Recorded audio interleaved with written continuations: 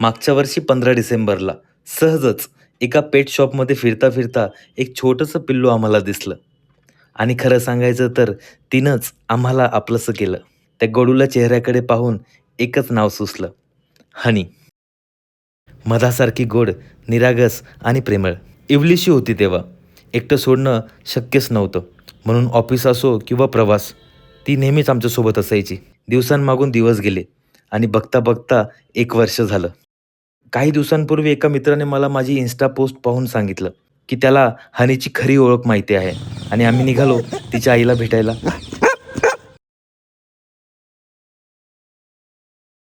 त्या भेटीमध्ये शब्द नव्हते. फक्त नजरा बोलत होत्या आणि भावना वाहत होत्या.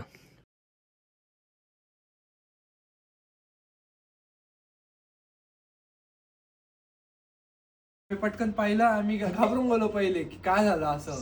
मग लाईट वगैरे लावून पाहिलं तर पिल्लू आले बुवा. पूर्ण क्लीन केलं त्याला. हनीच्या बर्थडेच्या निमित्ताने ही भेट हीच आमच्यासाठी सर्वात मोठं गिफ्ट ठरलं. एक आठवण जी आयुष्यभर हृदयात जपली जाईल.